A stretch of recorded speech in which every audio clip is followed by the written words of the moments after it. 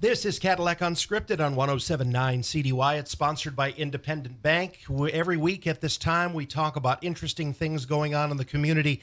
Katie Huckle is my co-host, and you remember a few weeks ago, Katie, we had Scott Buckmaster on. Oh, yes. From the Maple Hill Cemetery, Yep. telling his sexton story. And so it's always fun to have people on the show who have stories to tell. Oh, boy. And so this is something you are very familiar with. So you're going to take the lead on this, and I'm just going to sit back and take it all in. Okay. Well, you said interesting. And Yeah. we have two interesting fellas in the studio with us this morning.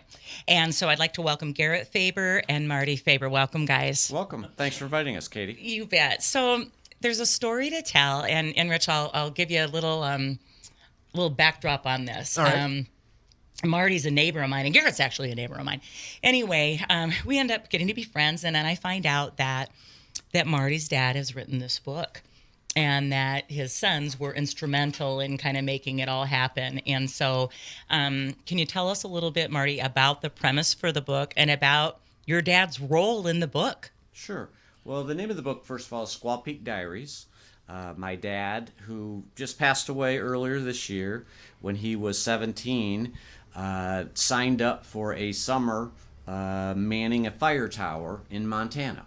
And back in the day, these were actually jobs that adult males had, but this was during World War II, and they basically didn't have anybody to man the fire tower. So the Forest Service actually a little bit earlier than this, amended a rule to let teenagers serve in these fire towers. So as a 17-year-old, he signed up out of high school in Grand Rapids, and they sent him out there for a summer. Oh, my goodness. And so here he is alone in Montana. And what was his duty? What was his job? What did he have to, for people that have never heard of a fire tower before, can you explain that to us? Sure. It was just basically to sit there. He had some equipment to be able to look out in all 360 degrees around this fire tower and to be able to spot fires. And he had an instrument in the tower. Do you recall what it was called, Garrett?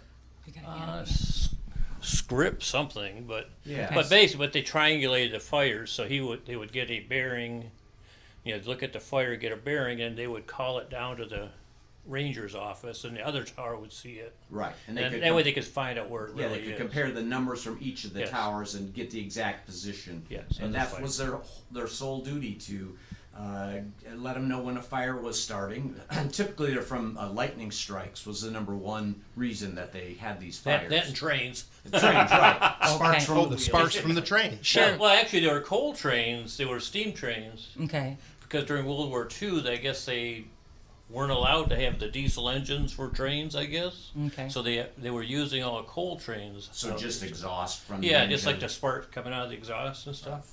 Yeah, so they basically perched him up there, and they would bring him supplies once a week, and essentially he just had to watch for fires. So that was his And role. there was no relief squadron. No. Is that correct? It was just him. Yes. Each person they just assigned one person to each of these towers on the top of a mountain. Squaw Peak, which has been renamed Star Peak, basically was at about 7,000 foot. And so it had a good view of the surroundings. So the mountain range was called the Scotchman Peaks. There's numerous peaks along there because there's actually an organization that's trying to save these fire towers. Okay. And they're trying to get them to restore them, and so that people don't forget about what part they played in history of kind of saving this area from fires. So And fast forward, the beautiful state of Montana. Yeah. Can you tell us, I know that there was a journey back. Can you tell us how Mr. Faber was received? Sure. So when my dad was 87, so this was on the 70th anniversary of when he went, Garrett, my other older brother Jim, and his wife Brenda, and myself accompanying Dad up there. Brenda, our sister-in-law, had made most of the arrangements, and so they kind of treated him as a king returning to the castle. He was the first teenager who actually served in one of these fire towers. So they made a very big deal of it, kind of rolled out the red carpeting for him. They had given us some specific things that we needed to try to get him to do to be able to get back to the fire tower. One of which was to ride a horse ride. So he took some lessons around town here. Do you recall where he took the riding lessons? It's up by Mesick somewhere. Okay. So because their goal was they were going to ride him up on a donkey. essentially. They have mules and donkeys that they use to pack supplies up. And that's how they got him up there originally with the supplies. That was on horseback. And so we practiced with him a little bit to try to get him back to the fire tower. That was our whole goal for that trip. He'd go sit on my wife's motorcycle. Yeah. Whatever it took. Whatever it took. That's exactly right. Yeah. So. When you were growing up, the family has this incredible resiliency, is what we will say, Rich. These people can do anything. I've seen it with my own eyes. But how did your dad describe this experience? I mean, it's incredible at that age. He really didn't describe it much early on. I don't think we really even knew about it until probably when he was around 80 years of age is when he first started to talk about it. And I'm not sure why. Okay. It wasn't anything that was traumatic. He felt like it was a real turning point in his life to go from a boy to a man. That was kind of his big step into adulthood, and everybody at that time, of course, wanted to support the troops, and basically that was his part in kind of going there and being in support of the United States. So he was proud of it, but he never mentioned it. Not to really. me. Yeah. So we just kind of learned about it, and Brenda actually, again, she's our sister-in-law, Brenda, who's married to our oldest brother. She's quite good at eliciting people's responses and things, so she kind of drug it out of him, and she just took it upon herself to kind of get going with the book and to help him compile the data, and then from there is when we kind of planned the trip up. So at some point, she recognized that there was a story that needed to be told. Yeah, right? I think so. Yeah, I know it wasn't me. Yeah, I'm a big talker. Yeah. So, she just kind of took it upon her shoulders. I think it's a little easier for an outsider. My dad was not really a huggy, backslappy kind of guy, so I think he was always more fond of his daughter-in-laws than he was his actually children. So, but They would open. They nurtured him. Yeah, exactly. He would open it up more for them and discuss things more. So I think I think that's actually how it kind of came out that this whole experience had taken place. Okay, I want to read. This is kind of from the middle of the book, and again, the name of the book is Squaw Peak Diaries by Louis J. Faber. Still available on Amazon. There you go. Amazon, There you go. So we are, I would say, 70% done, with the story that he's telling, and he says, the second event was several days before we made the 2014 trip to Montana. Before we made final plans, Wrangler Jim suggested that I find a local riding stable to get used to riding. And I visited a dude ranch not far from my home in Cadillac, Michigan. I described my upcoming Montana trip to the owner, and he explained some do's and don'ts. Put me on a horse, and we started off on a 1.5-hour trail ride. By the time we returned to the stable, I was so stiff, I literally could not get off the horse. My right leg was so weak, I could not lift it over the back of the saddle. 3 stable employees had to help me get down. One person lifted my leg over the saddle, another lifted me, while the third person kept me from falling. To make matters worse, during all this time, the horse just stood there laughing at me. I'm sure you can appreciate that I am not a skilled rider. In fact, you might say that I should stay away from horses as much as possible. However, I was still determined to make the trek back up to Squaw Peak, even if it meant facing my riding fears. And how old was he? 87. He was 87 at the time, right? So it's the 70th anniversary of that. So Wow. In the book, because I read only little pieces and parts. Sure. Does he talk about being scared? I think so. Especially during the storms. I mean, you're at the top of a mountain and thunder and lightning's occurring all around you. He said he experienced various times of where the lightning would strike and his hair would stand on end, where the electricity would be running through his body even. So that would be pretty scary as a 17-year-old out there. So he and only... plus you're all by yourself and there's no lights, basically. No light, yeah, no. This was before he had candlelight, yes. But there was an outhouse essentially, and the ranger would bring food up once a week. He actually signaled back, I think, via just Morse code and on a... I don't know if it was more. I know they had a wire back a radio, to the ranger an actual station. physical wire down to the ranger station so that he could I don't know if they communicate had a any radio. problems. So. Isn't that? I can remember saying to my son when he left for college at 18, "Here's how you boil Right. pasta. Well, he didn't even know how to boil water. He didn't know how to do that, And so- he still didn't when he died. Right. You know, so- Okay, so they he- brought him food. Yeah, No. it wasn't prepared. It was Yes. it was eggs and bread and things. So, but it was pretty basic stuff. But he did learn to. He had to survive. I mean, he was the only person up there. Yeah, So. he had a lot of eggs, I guess. Right. But, So he did make a ton of money wise up there. They gave him a specific guaranteed monthly amount for the 3 month of $60 for the month. For working 24/7 for a month straight, he got $60, and they did pay for his transportation out there. Now, if you stayed the whole summer, they would also transport you home. But if you left early or got homesick, then you're responsible for your own transportation. Coming No home. kidding? No kidding. And so that was the incentive for To staying. not do it right. Yeah. I don't think his parents would have been very happy if they would have had to pay for him to be shipped back. So. But, he came out like just straight through, like Garrett said, on a train, a bus, various items, and just basically they dumped him in a little town, I think called Knoxum, Montana. And the ranger kind of showed up on the horse, and they did some training for a week or so, and then threw him up in the tower. So he's got a chapter here called A Home Away from Home, and it's exactly what you're saying. And here's a paragraph from it. After a week of camping out in the trailer while clearing remote trails and repairing telephone lines, we had the weekend off to relax to the bunkhouse and to continue exploring Knoxon. On the following Monday, I was expecting to go out on trail duty again, but I was directed to report to the ranger station.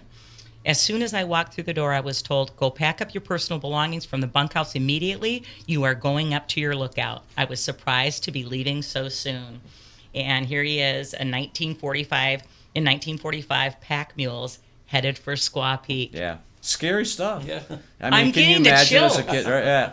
I can't imagine being that age Right. and having that level of responsibility Right. alone. Right. Yes. Yeah. First time ever out of his home. He had never really stayed overnight anywhere else. He was just basically, I think the whole country was in that frame of mind. We're going to do what we need to do to get through the World War II at this point, because that's what drove it all. Was that there was no eligible adult men to do this job, so they had to go a little bit younger to get people to actually fill these positions. Incredible. So there's a chapter called What's for Dinner? And get ready. On my very first day as a lookout, problems started early. After Max and I reached the summit, we unloaded the gear and took care of the horse and mules. We put away the supplies and then took a break. Later in the afternoon, Max was Max the Packer, he said, "What are you going to cook for dinner?" And I responded, "I can't cook." Max said, "What?" When Max finally realized that I wasn't kidding, he said, "Come on, I'll help you, but I hope you're a quick learner," meaning he was getting ready to leave him. I peeled some potatoes, and then I tried to make some chocolate pudding. The stuff never jellied. Max drank it and then claimed it was the best chocolate milk he'd ever had. The next morning, he readied his animals and headed for the ranger station as far as he could go. And this is how I won my reputation as a non-cook. I started out slow, and I managed some simple meals.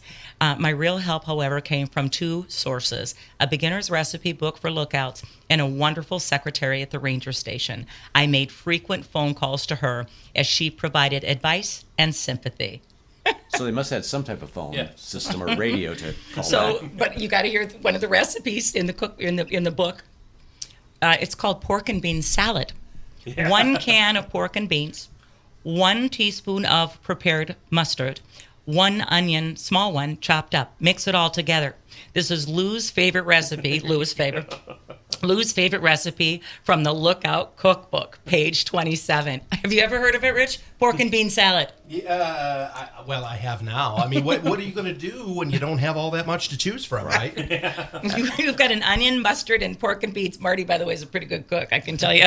Hey, I'd like to do one aside on that, though. Okay. As Garrett said, he did not take that and build from that point No. forward, because that would have been an elaborate meal for him at any point in his adult life.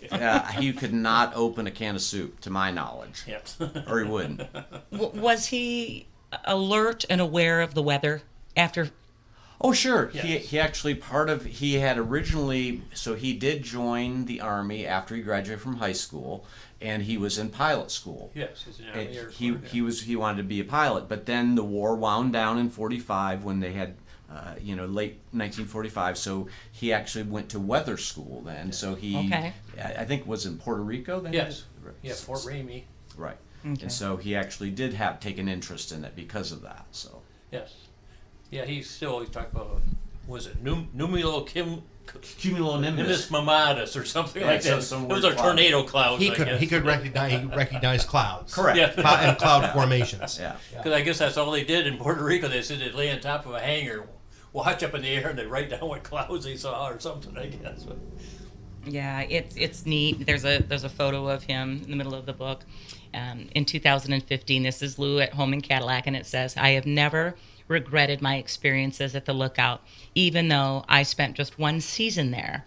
I still bore friends and family members with my tales of living by myself in the wilderness area of the Cabinet Mountain Range of northwest Montana." And then he says, I'm hard pressed to explain this. I think that much is due to the fact that I started as a teenager, but ended up with a feeling of accomplishment. I had performed work usually done by an adult. I enjoyed the job, and I felt comfortable while doing it. Isn't that a testimony to so many kids these days? Right. You know, that They miss that. yeah, I guess that's what I'm trying to say, Right, Marty. yeah. It's like, I wish he was here to, meet with the school, all the kids Right, at yeah. school. To But would they listen? Well, I Probably don't know. not. I find you guys pretty entertaining. Did he ever talk about his mom and dad's reaction to his announcement that he was going to go do this? not really to me. I mean, Yeah, I don't recall Yeah. them saying it, but again, it was a different time, and I think that his parents probably said go. Mm-hmm. I just think that was the way everybody thought at that point in time, that you needed to do your part, and they probably said, hey, don't be coming back early. If you go, you're staying for the summer. But other than that, I'm sure they didn't discourage it at all. Yes. A patriot at 17. Yeah. Can you tell us about the rest of his career? Because this really was the start of a career. Sure. So do you want to go ahead for the... Oh, I'm not much of a storyteller. Yeah. Well, I think that after he got out of weather school, actually, he became an MP in the Army, right? Well, after he went, basically he got out of the service, and then he had different jobs. I know, like he was because I was born in the UP, right? So he was like an insurance adjuster up there. Okay. And so different jobs. But anyway, then he went back into the service during the Korean War. Okay. And then he was an MP, and he did like skip chasing work. Yeah, and so stuff, his but- job was to track down AWOL soldiers, mainly in the Chicago, Yes. southern Michigan area. Yes. His job was to, when soldiers did not report back, he was given their information, and it was his job to trace them back to wherever they were from and try to bring them back to the base. And so that's how he started. And then he got into probation parole work here in the state of Michigan out of Grand Rapids, and then ended up in the corrections department, where he was supervisor at some minimum security prison camps in the area, Up at including Camp Pugsley up Camp there. Pugsley sure. by Kingsley, and then Camp Hoxie here outside of Cadillac. Yeah, he right, Camp ran Fred, those. yeah. So Okay, so did that transfer, that running of inmates and running a tight ship, did that transfer to the childhood home, fellas? Oh boy. sure, let's go with that. We're just going to go with that. We'll roll with that. So again, as I said, he was not a touchy-feely sort of Yes. guy. That wasn't his MO. Yeah. But this trip was super important. He probably got more emotional during this time when we were up there in 14 than any other time that I recall. But it was short-lived. Once he got back, he was back to normal again after that. So Sure. I want to read something that Garrett had to say at the end of the book, after the end of the trip. After returning home, my son Garrett shared. So this is what Lou wrote about he and Garrett in their talk. After returning home, my son Garrett shared, Dad and I have spent many hours together over the years hunting and fishing in northern Michigan. And those long hours alone with my dad have been full of stories from his Montana days.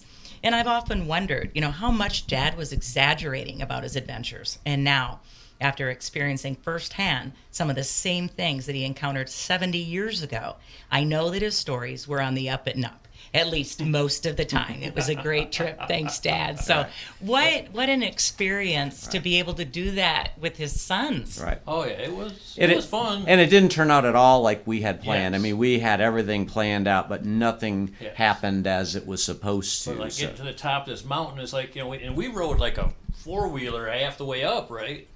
And I mean, then we start hiking this trail, and believe me, I was burned out. I mean, we hiked for a couple hours. And it's like, man, it is tough going, and and here he's going up and down every day, to get water and stuff. It's like it's just Pretty amazing. impressive. Like, yes, it's pretty impressive that. I mean, I couldn't make it up to the top. I know that because we got probably like 3/4 of the way up, 80% of the way up, and we had it back down. Yeah, But we had Jim to and have Brenda it. did Yeah. go up, but and it also was the hottest summer that they had in like 40 years. Yes. And so the mules could not even make it to the top. Yes. And they were used to packing up large quantities, large amounts of weight, but they could Yes. not get to the top. So we kind of aborted the mission probably 3/4 of the way through, Yes. went back down and tried to think, well, we were leaving the next day, and he really wanted to get up the fire tower, and so we came up with a plan. One of the guides, whose name is Sandy Compton, he was the head of the Scotchman Peak organization that's trying to save these towers. His brother owned a small biplane, and he used it for crop dusting. And so we actually hired him out to fly my dad. Now he couldn't land obviously, but he just flew over and did a video within the plane of him flying over, and Jim and Brenda were up there and kind of waved to him as he went over. But so we actually have some pictures and video from the plane of him getting to go over. So that was his way of returning. So he was okay with that. It was as close as he could get. Absolutely. Yes. Yeah, Yes. absolutely. Oh, and to So- have them at the top. So, Right. I mean, I know the family is very close. It's the Faber family is as thick as thieves, Rich. thieves be the operative word. I mean, but it's quite a crew. It's quite a crew. But the brothers, when you left, was there? And I know guys don't really talk about all the feelings and stuff, but was there a new respect for your dad? Well, kind of, I guess. But like Marty says, I mean, my dad was always, I don't know, not really touchy. He wasn't like a loving kind of guy. I mean, that sounds Right. kind of weird, but Yeah. I mean, we loved you, but Yeah. it's like, but he never really expressed any feelings like that. And I think that's It's- generational too. Yes. Sure. I mean, Yes. for sure, you try to learn from that, and you tell your kids you love them and stuff. But that's just not how it was done. I'm Yes. sure his parents didn't tell him that Exactly. either. So. Yeah. like- So, but I think it did change our view a little bit Okay. of him and of the situation, and I think you understood stuff. But it's still in some ways it made me mad too, because it's like he always came off he wanted to be helpless. They had the traditional, that generational marriage where he expected everybody to do everything for him. It's like, hell, you can do those things yourself. You don't Clearly. Yeah, you don't need us helping you to do that. Yeah, you But- just found out about the cookbook up there, right. right? Yeah. So. Yes. Yeah. So the other thing, there was a chapter in there. So Garrett and I got there, and Garrett flew with him out of Traverse City, and I came up. I was living in Texas at the time. But we met in Missoula, Montana, and so they flew in, and so we spent the first night there with Dad. So. One of the things my mom had always been kind of restrictive and Of his diet. and what he got to eat and not. So boy. we said, hey, go for it, whatever you want. So his big thing was he was going to have a second dessert with dinner. And so because my Sounds like me. mom never allowed that for him. So he's going to have a second dessert. So he had that, but he was feeling sleepy afterwards. So Garrett and I went for a walk, and we came back, and if you go to it, there's a chapter called Death by Dessert. I gotta find this one. And there's a great picture in there. Oh boy, I gotta find it. might We'll put need it to- on our website too. Let me find it. Okay. Here Or we go. death by dessert, death by chocolate. Death by 80 chocolate. Nope, it's page 81. I'll read it. How funny. Okay, here we go. I woke up early on Monday morning, August 6th, at my home in Cadillac, Michigan, and I had packed my luggage the evening before. I was headed again to Montana to see the lookout that had been my summer home almost exactly 70 years before. Travel was quite different this time, though. My traveling companion was now my son Garrett rather than my high school buddy Bob. And instead of boarding a Greyhound bus, we boarded an airplane in Traverse City, Michigan. In only a few short hours, we would arrive in Missoula, Montana. I had little experience flying commercial planes and found it to be very interesting. On the other hand, my son Garrett thought this mode of travel was rather boring. His work requires that he spends so much time flying that he probably had more flight time than our pilot. And as we got closer to western Montana, though, the trip became interesting even for Garrett. Much like when I first boarded the train in Butte years ago, we found ourselves entering an impressive mountain landscape. When we landed in Missoula, our plane was delayed on the runway. It seemed as though a small plane had an accident and was sitting with a nose down and tail high. It took some time to right the small plane and clear the runway. After we finally unloaded, we were met by my youngest son, Marty, who had flown in from Dallas, Texas. And Marty remembers our stay in Missoula this way. I was very anxious to meet up with Dad and Garrett in Missoula, since I would be alone with my dad for the first time in 45 years. My only memory of my father on his own with me was at deer camp as a 14-year-old. My anxiety was relieved when I saw my dad and brother come off the jetway into the airport. Dad had a huge smile on his face and appeared to be fully relaxed. We headed off to our motel and then straight to dinner. Watching my father eat dinner, I tried to imagine what it must have been like as a 17-year-old on his own for the very first time. The way he was devouring his food indicated he was enjoying the freedom. Dad was having a double coney dog with a massive plate of cheese fries. And when the dessert menu arrived, he chose two. He was on his own, just as he was at age 17. As he polished off the second one, there was a very contented look on his face. Our next step was to take Dad back to the motel room to rest up. Garrett and I went for a walk, and we got back to the room and opened the door. My heart sank. Although he was only napping after a long day of travel and a big dinner, for just an instant, I thought, otherwise, what a relief to see him breathing. And here's a great picture. In 2014, Lou takes a nap after a satisfying dinner. But what does that picture look like? Doesn't look like he's napping. It looks like he's laid out at the funeral parlor, right? Yeah, so the caption under here says there was no movement, but the diagnosis was clear. He was just The autopsy was going to be required. It was death by dessert. Death by chocolate. Yeah. Awesome. Yeah. Can you tell us, because I know you were around to hear some of this, what did people say to your dad? You know, there was some type of a reception. Is that? Yeah. Okay. Well, we went to the bar, and we were pretty roasted by then as far as just being tired. Okay. And good. so, again, but they were just, I think everybody was kind of in awe that he had done that as a 17-year-old. They let him know, and this group that was hosting us, this is their whole hobby, is just saving these fire towers. They're such an important thing to that area of the country. And they just were very, very impressed that he did this and was able to come back and visit, Right. and so they just, everybody was applauding him at, when he would tell these stories, and he just was smiling from ear to ear basically the whole time we were there. Or we went to the ranger station and Right. they go, oh yeah, we heard you were supposed to be coming, and so Yeah, they're all going, they're all shaking his hand, Right. and he's like a superhero, and Right. he was just, like I said, he was just beaming from ear to ear. I mean, it was just, like I said, you didn't see that very much out of my dad. Correct. Incredible. I'm thinking too that these folks that are, diehards for this stuff, they probably know what it takes to protect a forest. Sure. And they're thinking, how did this man do it? Because he Right. did it. Right. And so, and that's kind of, it's interesting, this past summer they had a really bad fire season, and they actually went up and wrapped they wrapped the fire tower with some flame protectant material because they were afraid a fire was going to come up, because these are not, they no longer manned them after 2005 or 2004. Okay. And so they haven't been manned, but they still use this as a fundraiser. So they sponsor hikes that people donate money, and they take groups up there to hike and see. I think they let them eat lunch or dinner there. They open it up for them to see, imagine, and I think they've done some overnight camps to let them experience one night up there on the mountain. So it's a way they raise funds. So the other thing is that we went ahead because of the book, and we're just trying to kind of get the story out a little bit. Garrett and I and Jim purchased a large amount, 400 of these books, and we've donated them to the Scotchman Peaks organization, and so that they can give them away to donors, or if people buy stuff on the internet, or if they're just hiking groups come up and hand them each a book, just so that they kind of know the story behind the fire tower too. So Oh, that's an awesome way to carry on the legacy. You know, he was a part of something so much larger than Right. himself. Right.